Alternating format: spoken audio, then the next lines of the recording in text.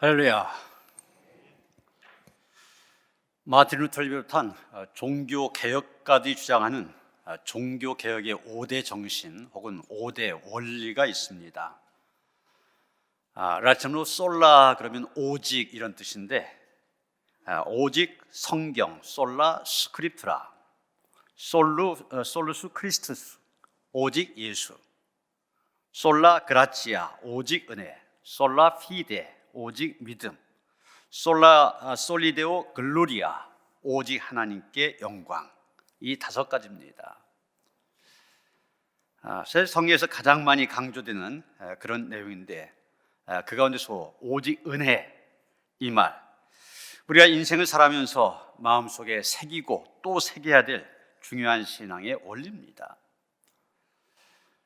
성경에 등장한 많은 신앙의 우인들 예외 없이 이 원리를 따라 신앙생활을 하였고, 또 그래서 인생을 성공적으로 살았던 것을 보게 됩니다.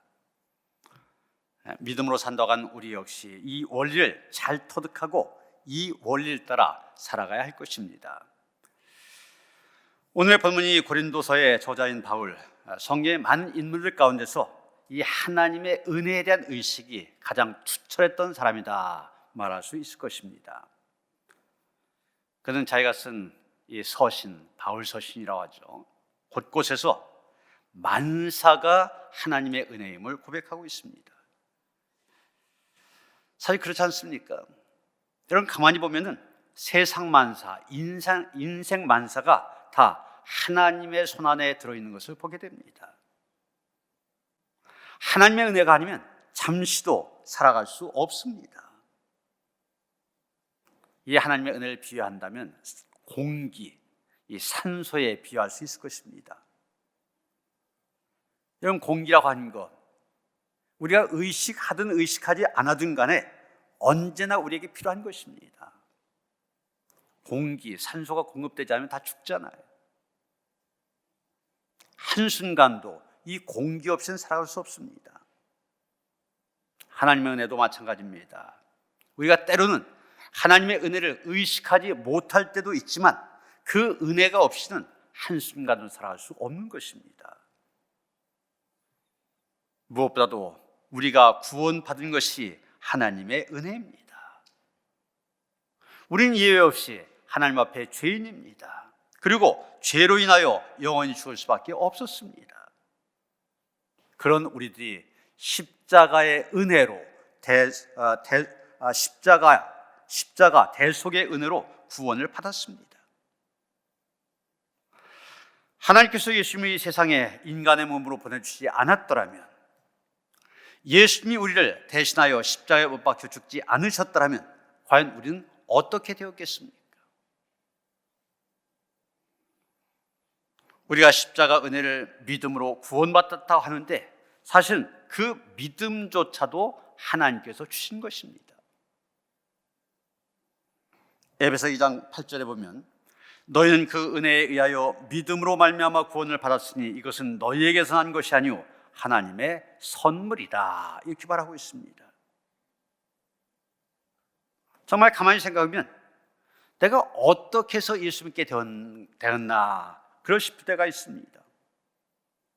공부해서 된 것도 아니고 내가 노력해서 된 것도 아니고 하나님께서 내 마음에 성령을 보내주시고 감동케 하셔서 예수를 믿게 하신 것입니다. 그러게 하나부터 열에 이르기까지 내가 구원받은 것 하나님의 은혜라고 고백할 수밖에 없는 것입니다. 우리가 태어나서 이 세상에 사는 것도 모두 하나님의 은혜입니다. 사실 우리는 별 생각 없이 살아가지만 따지고 보면 하나님께서 우리를 보내주셨기 때문에 이렇게 산 거 아닙니까? 여러분 가운데 누가 스스로 태어난 사람이 있습니까? 부모가 낳으셨다고 말하지만 정확하게 말하면 그것도 아닙니다. 부모 마음대로 자식을 낳을 수 있다면 자식을 낳고 싶어도 낳지 못하는 삶, 왜 그런 것입니까? 하나님이 세상에 보내시는 것입니다. 그러기에 부모님의 은혜도 감사하고 하나님의 은혜는 더욱 감사하게 된 것입니다. 태어나서 지금까지 산 것도 가만히 생각해 보면 기적입니다. 세상이 얼마나 험합니까? 특히 이 가운데는 6.25를 경험하신 분들 있잖아요. 그때 얼마 많은 사람들이 죽었습니까? 지금도 코로나19 때문에 얼마 많은 사람들이 죽어가고 있습니까? 그런 가운데서도 죽지 않고 살아왔습니다. 어려운 고비마다 잘 넘기고 여기까지 왔습니다. 게다가 많든 적든 크든 작든 높든 낮든 간에 내가 이렇게 살아오고 있지 않습니까? 앞으로 얼마 더 살 수 있을지 모르지만 이것도 하나님의 은혜가 아니면 불가능한 일입니다. 내가 재물을 쌓아둔다고 해서, 건강관리를 잘한다고 해서, 노후 준비를 잘한다고 해서 미래가 보장됩니까? 결국 그렇지 않습니다. 어제 뉴스를 봤더니 페이스북의 창업자 마크 저커버그라는 하는 사람, 하루 만에 자기 재산 37조 원, 37억 원도 이 계산이 안 되는데 37조면 얼마 됩니까? 하루 만에 37조 원이 날아갔다는 거예요. 페이스북의 모기업 메타의 주가가 전날 미국 증시에서 사상 최대폭인 26%가 하락하면서 시가총액 3천억 원이 증발했는데, 그런 가운데 이 저커버그 개인 재산 4분의 1도 순식간에 사라졌다는 거예요. 한때는 세계 1등 부자 아니었습니까? 그 사람이 지금은 글로벌 순위가 10위 바깥으로 밀려났다는 거예요. 하루 만에입니다. 하루 만에 세계 최고보다도 곤두박질합니다. 여러분, 그러니 재물이라고 하는 건 안전하다고 할 수 있습니까? 나라는 어떻습니까? 여러분, 세계 최강대국이라고 하는 미국 같은 나라도 흔들리고 있습니다. 코로나19로 인한 사망자가 미국에서는 90만 명을 넘어섰습니다. 러시아가 우크라이나를 침공하려고 하는데 이 문제를 풀어가는 것도 쉽지 않습니다. 거기다 이 바이든 대통령 너무 노쇠하다 보니 여러 가지 면에서 걱정이 많이 있습니다. 세계 최강대국인 미국이 그렇게 흔들리고 있다. 어느 나라가 안전하겠습니까? 건강하던 사람들이 어느 날 갑자기 사고를 당하고 병들고 죽어가는데 어느 누가 난 지금 안전하다 말할 수 있습니까? 여러분, 이스라엘 역사상 가장 잘 나가던 사람 솔로몬 왕입니다. 그런데 이 솔로몬 역시 인생을 살아보니 자기 마음대로 되지 않았던 일들이 많았던 것으로 보여집니다. 그래서 시편 127편 1절 2절 그는 이렇게 말합니다. 여호와께서 집을 세우지 아니하시면 세운 자의 수고 헛되며 여호와께서 성을 지키지 아니하시면 파수꾼의 깨어있음이 헛되도다. 너희가 일찍 일어나고 늦게 누우며 수고의 떡을 먹음이 헛되도다. 아무리 인간이 길을 쓰고 노력해도 하나님의 도우심이 없으면 다 헛수고다, 그런 얘기입니다. 여러분, 하나님을 모르는 불신자들, 이 세상 사람들도 흔히 한 말 가운데 운칠기삼 이런 말이 있습니다. 운이 7알이고 기가 3알이다, 그런 얘기죠. 여기 기는 재주나 노력 이런 것을 말합니다. 무슨 얘기입니까? 인간의 노력도 중요하지만 운이 더 중요하다는 것입니다. 사업을 할 때도, 투자를 할 때도, 학생이 공부하고 대학에 갈 때도, 운동선수들이 시합을 할 때도 노력만 갖고 된 것이 아니라는 겁니다. 어제 밤에 우리나라 쇼트랙 하면 세계 최강 아닙니까? 혼성 계주를 하는데 넘어졌어요. 넘어지면 아무리 하려도 소용없습니다. 노력만 갖고는 얼마 금메달 위해서 노력했습니까? 노력만 갖고 안 된다는 얘기예요. 그런데 하나님의 은혜를 모르는 사람들은 운이라고 한 말을 쓰지만 이것은 우리식으로 말하면 실력보다는 하나님의 은혜가 더 중요하다는 얘기입니다. 어제부터 베이징 동계올림픽이 시작되었지만 2008년 베이징 하계올림픽 때 역도의 장미란 선수가 메달을 땄습니다. 금메달을 땄습니다. 믿음이 좋은 선수로 알려졌는데 여러분 보시는 것처럼 경기가 끝난 직후 무릎을 꿇고 기도한 다음에 이런 고백을 했습니다. 아무리 능력이 뛰어나도 금메달은 하나님이 주신 것입니다. 이것이 제게 주어져서 정말 기쁘고 감사합니다. 그녀가 오랜 세월 그 자리에 오르기까지 얼마나 피난 노력을 했겠습니까? 그러나 하나님의 은혜가 아니었다면 불가능한 일이라는 겁니다. 사실 그 올림픽에 참가한 선수들 얼마나 많았습니까? 그 사람들 다 놀고 먹었습니까? 각자 나름대로 피난 노력을 했을 것입니다. 그러나 이 장미란 선수 자신의 고백대로 하나님의 은혜로 우승한 것입니다. 여러분, 이제까지 여러분의 인생을 살아오면서 당면했던 큼직한 일들 한번 생각해 보세요. 내가 마음먹은 대로, 내가 노력한 대로 되었습니까? 전혀 그렇지 않았던 일 많았을 것입니다. 저도 지금의 여기에 이르기까지 정말 생각대로 되지 않아서 좌절했었던 적 참 많이 있었습니다.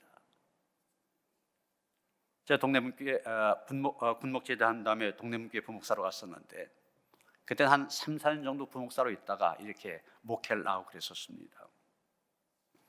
4년 가까이 되었을 때 마침 담임 목회 나갈 수 있는 자리가 생겼습니다. 강력한 분의 추천이 있었고 가서 설교도 하고 왔기 때문에 분명히 가는 줄 알았습니다. 그게 나중에 안 됐어요. 얼마나 좌절이 되었는지. 일단 떠난다고 생각하니까 더 있고 싶지가 않더라고요. 그래서 전부터 이 장인원 교회에서 오라고 했었는데 안 가다가 마음이 떠나니까 가야 되겠다 갔습니다. 그런데 가면서도 이제 그런 생각을 했어요. 장인어른이 1000명 넘는 그런 큰 교회, 사실 교육전사 하나 데리고서 목회를 하고 계셨습니다. 부목사 하나도 없었고 신방전사 하나도 없었고, 그래서 좀 도와드리러 가야 되겠다. 그러면서 저희 손유희 처남이 막 목회를 나가서 3년 있으면 목사 안수 받으니까 그때까지만 도와드리고 이제 해야 되겠다. 그랬는데 이 처남이 중동 지역 개발이 더지면서 거기에 교회를 짓고 크게 목회를 하게 된 겁니다. 들어올 생각을 안 해요. 계속 있게 되는데 참 새로운 길을 찾아가려고 애를 썼습니다. 그런데 제가 가만히 생각해 보니까 저한테 맞는 것이 이 교회를 담임맡아 하는 것보다는 이런 기관에서 일하는 것이 저한테 좀 맞는 것 같아요. 그래서 그쪽으로 이렇게 찾았는데 마침 중부연에서 처음으로 간사를 공채하게 되었습니다. 연예 감독이 있고 총무 있고 그렇게만 있었는데 일이 많아지다 보니까 간사 한 사람을 더 뽑아야 되겠다. 최세욱 감독님 때였었는데 제가 거기 지원을 했었고 당연히 제가 가는 걸로 됐습니다. 그런데 저에게 장로님이 감독님한테 전화를 한 거예요. 절대 보낼 수 없다고. 야, 너네 교회 장로님이 그러는데 어떡하냐? 너 안 되겠다. 못 갔어요. 그 다음에 우리 감리교 연수원에서 이면주 목사님이라고 원장으로 있었었는데 거기서 이제 간사를 새로 이제 채용을 하는데 공채한다고 공고가 떠서 또 지원했습니다. 당연히 결정이 됐습니다. 그런데 제가 가기도 전에 그 원장님이 본부로 들어가게 되는 바람에 또 이게 안 된 거예요. 그 이면주 목사님 본부 평신도국 총무로 홍보출판국 총무로 들어가게 됐는데 또 기독교 세계 빈자리가 생겼습니다. 또 거기 이제 공채한다고 또 공고를 냈어서 지원을 했어요. 거의 됐습니다. 그런데 감독회장이 바뀌면서 또 안 된 거예요. 참 제가 굉장히 애를 썼는데 항상 다 됐는데도 이상하게 뒤에 꼬여갖고서 안 되더라고요. 그때 얼마나 좌절했었는지 모릅니다. 여러분, 이것이 저만의 일이 아니지 않습니까? 여러분도 그런 경험들 많이 있죠. 대학 입시 때, 또 취직할 때, 결혼할 때, 사업할 때, 이런 큰 일을 계획하고 추진할 때 정말 그 일이 진행되는 과정 속에서 나는 아무것도 아니다, 내가 능력이 있고 내가 재주가 있다고 생각했는데 그때 보면 아무것도 아니라는 고백 저절로 하게 됩니다. 사실 이런 큰 일만 그런 것이 아닙니다. 하다못해 우리가 순간순간 호흡하는 것도 하나님의 은혜입니다. 여러분, 스스로가 호흡합니까? 공기도 하나님께서 주시지만 내 몸 갖고 호흡하는 것도 하나님이 해주신 것입니다. 여러분, 내가 호흡하는 것도 일일이 신경 쓰고 살아야 된다면 아무 일도 못할 겁니다. 보통 사람이 1분에 숨 쉬는 횟수가 18번 내지 20번 정도라고 그래요. 그런데 그거 일일이 시계 보면서 센다고 생각해 보세요. 무슨 일을 할 수 있겠습니까? 지난해 2021년 저 개인적으로는 특별한 느낌을 갖게 한 해였습니다. 두 아들이 더 좋은 직장으로 이직을 하면서 한 달 어간에 하나는 평택에, 하나는 서울에 원룸을 얻어서 아이들을 독립시켜야 되었습니다. 교인 가정들 신문하다 보면은 참 자식들 때문에 골머리 앓는 집안들 종종 있는 것을 보게 되는데, 우리 집 아이들이 이렇게 큰일 없이 잘 자라서 이렇게 자리 잡는다 생각하니 너무너무 감사하더라고요. 나는 한 것이 아무것도 없는데 이 모든 것이 하나님의 은혜다 고백하지 않을 수 없었습니다. 바울이 깨달은 것이 바로 이겁니다. 이 진리를 깨달은 바울, 본문에서 뭐라고 고백합니까? 10절 말씀 보시면, 그러나 내가 나 된 것은 하나님의 은혜로 된 것이니 오직 나와 함께 하신 하나님의 은혜로라, 이렇게 말하고 있습니다. 바울 역시 지나온 인생의 발자취 하나하나 해고해 보면서 모든 것이 하나님의 은혜였음을 고백한 것입니다. 이와 같이 우리의 인생이 오직 하나님의 은혜로 된 것임을 깨닫게 되면 우리는 저절로 이런 고백을 하게 됩니다. 시편 116편 12절입니다. 내게 주신 모든 은혜를 내가 여호와께 무엇으로 보답할까?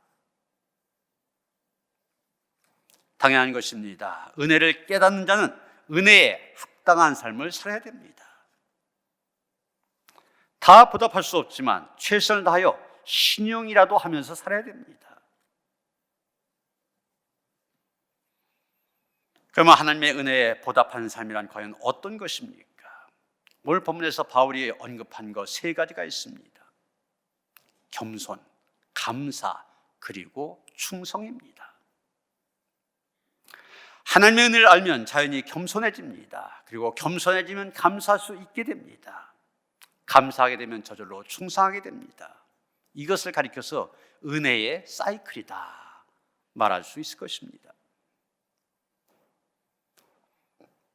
사무엘상 1장 이하에 보면은 한나의 가정과 엘리 제사장 가문의 이야기가 나옵니다. 두 가문이 참 비교가 되어집니다. 한나의 집안은 평범하고 소박한 가문입니다. 반면 엘리 제사장의 가문, 말 그대로 제사장 가문, 명문 가문입니다. 한나는 자식이 없었지만 기도함으로 사무엘을 얻습니다. 그리고 은혜에 합당한 삶을 살아가니까 갈수록 빛나는 가문이 되어집니다. 반면에 엘리 집안 배은망덕한 가운데 은혜를 까먹고 결국 폐가 망신하게 됩니다. 우리는 이런 것을 보면서 다시 한번 은혜에 합당한 삶을 살아야 되겠다 생각하게 된 것입니다. 하나님의 은혜를 알면 무엇보다 먼저 겸손해집니다. 여러분, 바울 본문 8절 9절 보면 뭐라고 고백합니까? 맨 나중에 만삭되지 못하여 난 자 같은 내게도 보이셨느니라. 나는 사도 중에 가장 작은 자라. 나는 하나님의 교회를 박해하였으므로 사도라 칭함받기를 감당하지 못할 자니라. 자기는 팔싹둥이 같이 부족한 사람이라고 스스로 낮추고 있습니다. 그런데 바울이 그렇습니까? 엘리트 중에 엘리트입니다. 가문으로 보나 학벌로 보나 사회적인 신분으로 보나 로마 시민권까지 가진 사람이죠. 그랬던 바울이지만 하나님의 은혜를 알고 보니 자신은 아무것도 아니더라는 겁니다. 디모데전서 1장 15절 보면 심지어 뭐라고 고백합니까?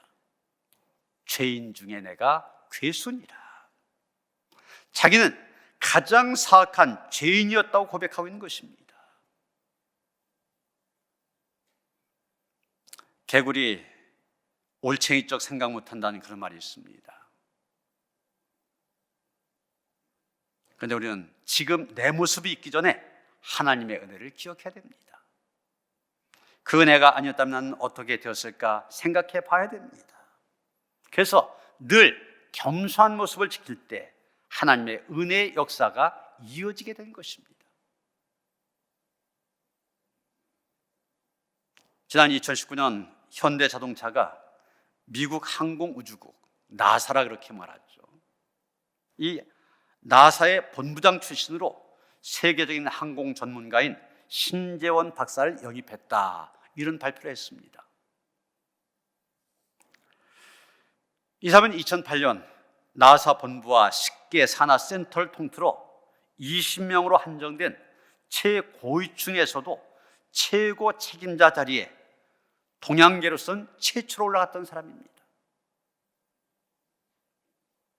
아무리 실력이 뛰어난다 할지라도 30여 년의 경력을 쌓고 은퇴하기 직전에야 겨우 오른다는 그런 자리에 40대 후반 젊은 나이에 올라가게 된 것입니다. 주변에서는 그의 빼어난 전문성, 조직과 사람을 관리하는 능력, 금전적인 잡음이 없는 관리 능력, 이런 것들을 성공 요인으로 꼽았지만 막상 이 신 박사 자신이 꼽는 성공의 요인은 다른 데 있었습니다. 그게 뭐냐?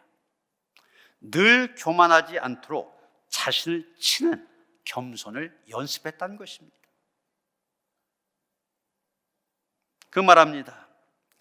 도무지 될 수 없는 자리를 주시니까 내가 뭘 잘했기 때문에 이 자리에 왔다는 생각 전혀 하지 않았습니다.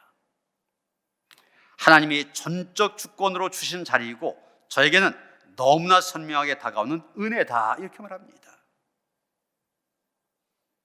그래서 그는 진실로 하나님의 은혜로 된 것임을 알고 더 낮아지려고 매일 아침 이렇게 기도하였다고 간증합니다.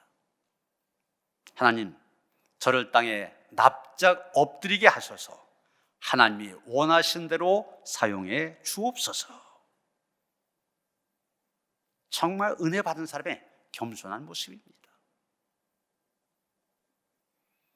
그런데 이런 사람과 비교할 때 우리의 모습은 어떻습니까? 자기 자랑하려고 애쓰고 자기 의의를 앞세우고 자기를 높이는 데 힘을 쏟고 있지 않습니까? 그러나 여러분, 나의 나된 것은 하나님의 은혜입니다. 어디까지 이뤘든지 그것이 부유함이든 지식의 뛰어남이든 좋은 환경에 있든 명예와 권세의 자리에 있든 모든 것 하나님의 은혜로 된 것임을 고백해야 합니다. 그리고 겸손해질 때, 겸손하게 낮아질 때 비로소 거기에 그리스도의 모습이 나타나게 된 것입니다. 하나님의 은혜를 깨닫고 나의 나된 것은 오직 하나님의 은혜인 것을 고백하며 겸손함으로 더 낮아지기 위해 힘써야 됩니다. 바울은 이렇게 겸손한 자세를 가졌기에 또한 하나님의 은혜에 늘 감사했던 것을 보게 됩니다. 10절 말씀 다시 봅니다. 그러나 내가 나된 것은 하나님의 은혜로 된 것이니, 그러기에 모든 것이 감사하다는 것입니다. 하나에서 10까지 다 감사의 제목입니다. 그냥 우리는 나에게 없는 것을 생각하며 불평하고 원망합니다. 그런데 내게 없다고 한 것, 사실 있는 것만큼이나 감사한 것입니다. 왜냐? 그것조차 하나님의 은혜로 주어진 것이기 때문입니다. 심지어 고난과 시련조차 감사의 제목이 될 수가 있습니다. 그 당시에는 굉장히 힘들었는데 나중에 되돌아보면 그것조차 하나님의 은혜였음을 알게 됩니다. 바울이 그랬지 않습니까? 고린도서 12장에 보면 바울은 자기 몸에 있는 병을 고치지 못하고 고통 가운데 있었습니다. 육체의 가시라고 표현했는데 그 육체의 가시가 뭐냐? 바울이 아주 심한 안지를 앓고 있었다, 아니면 바울이 간질병이 있었다, 이렇게 여러 가지로 얘기를 하지만 어쨌든 이 육체의 가시가 톡톡 쏘는 것처럼 그를 괴롭혔습니다. 그런데 그는 그것조차 감사했습니다. 육체의 가시 때문에 겸손을 유지할 수 있었고 그로 인하여 계속해서 능력이 나타나기에 너무 감사한 것입니다. 그래서 이제부터는 오히려 약한 것을 자랑하겠노라 고백하고 있는 것입니다. 여러분, 헬렌 켈러 삼중고에 시달리던 장애인 아닙니까? 앞을 보지 못한 시각장애, 듣지 못한 청각장애, 말하지 못한 언어장애, 그냥 한 가지만 장애가 있어도 참 힘든데 이 삼중고의 인생 얼마나 인간으로 볼 때 얼마 안 됐습니까? 그런데 그녀가 하나님의 은혜를 알았습니다. 어떤 사람이 조심스럽게 묻습니다. 혹시 하나님이 원망스럽지 않느냐? 그자 이렇게 대답합니다. 은혜를 헤아리기도 바쁜데 어찌 원망할 시간이 있겠습니까? 감사하고 기뻐하기만 해도 시간이 모자랄 지경입니다. 여러분, 다른 거 아닙니다. 어떻게 바라보냐, 내게 준 고난이라도 어떻게 바라보냐, 관점의 차이입니다. 이런 사람에게 하나님 계속해서 은혜를 베풀지 않으시겠습니까? 마침내 헬렌 켈러 장애인 최초로 대학 교육, 그것도 미국의 명문대학 하버드 대학에서 공부를 하게 됩니다. 그리고 사회복지가로서 오히려 불우한, 어떤 면에서는 자기보다 나을지도 모르는 그런 사람을 위해서 평생을 살아가며 세계적인 명성을 누리게 됩니다. 그의 고난으로 인해 오히려 하나님께 더 크게 영광 돌리는 삶이 되었던 것입니다.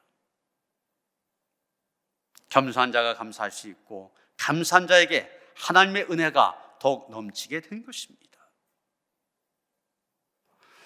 또 우리가 하나님의 은혜를 알게 되면 저절로 충성하게 됩니다. 10절 하반절을 봅니다.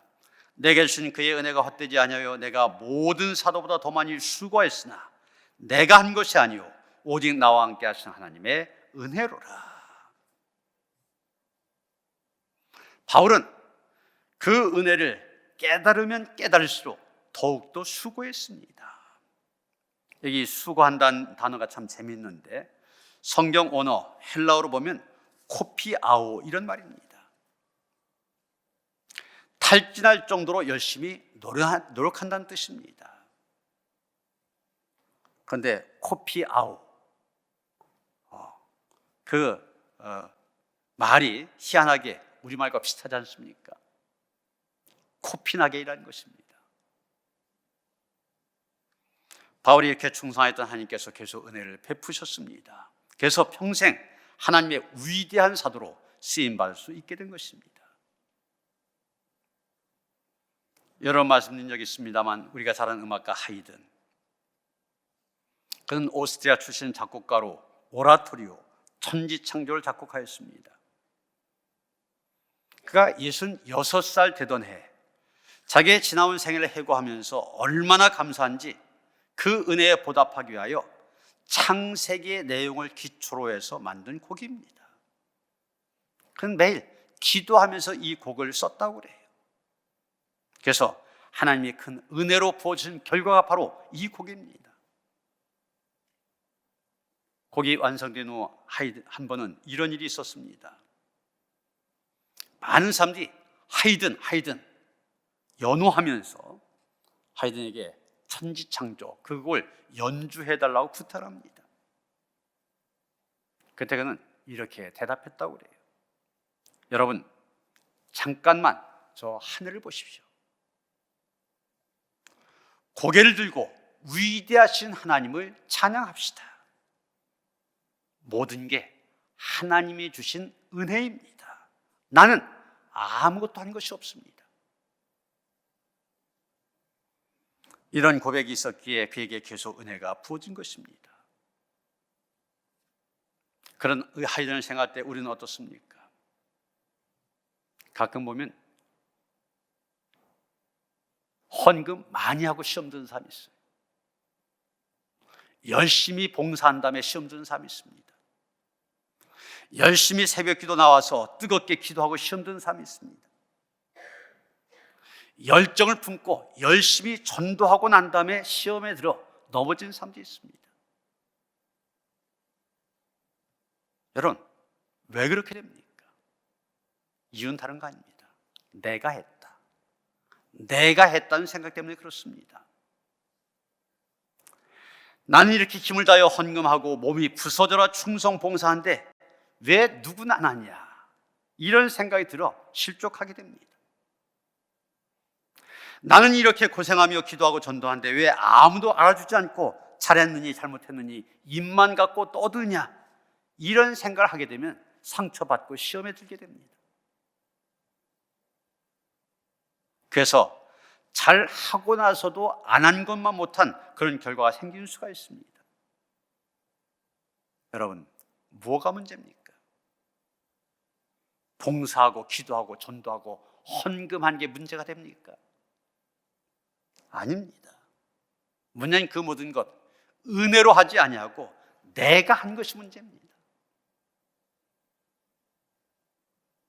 여러분, 할 수 있으면 다른 사람보다 더 수고하시기 바랍니다. 할 수 있으면 다른 사람보다 더 헌신하시기 바랍니다. 그러나 여러분의 힘으로 하지 말고 하나님의 은혜로 하시길 바랍니다. 다시 말해서 여러분의 것을 드리지 말고 하나님이 주신 것으로 많이 드리시길 바랍니다. 내 힘으로 하지 말고 하나님이 주신 힘으로 많이 섬기시길 바랍니다. 내 능력으로 감당하지 말고 하나님이 주신 은사와 하나님이 주신 능력으로 많이 수고하시기 바랍니다. 그렇게 하면 그 모든 것 여러분의 것이 아니기 때문에 아까운 마음이 든다든지 억울한 마음 들 이유가 없습니다.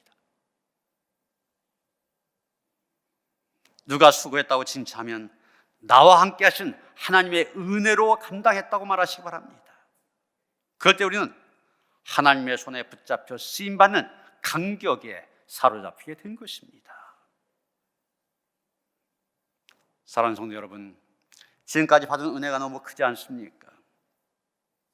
은혜를 은혜로 깨닫고 은혜를 은혜로 느끼고 살 때 은혜가 우리의 삶을 행복하고 풍요롭게 만들어줍니다. 은혜 없이 내 힘으로 하지 말고 오늘의 내가 오직 하나님의 은혜로 되었음을 바라보고 나의 모든 수고도 함께 하신 하나님의 은혜로 이루어짐을 바라보며 사시길 바랍니다. 그 은혜를 자랑하며 더욱 그리함으로 말미암아 큰 은혜를 맛보며 살아가는 그런 성도들 되시기를 주님의 이름으로 축원합니다. 지금 나의 모습 오직 하나님의 은혜임을 고백합니다. 고백한 믿음대로 겸손함으로 살게 하시며 또 감사함으로 살게 하시며 충성하며 살아갈 수 있도록 우리와 함께 하시옵소서. 예수 그리스도 이름 받들어 기도하였사옵나이다.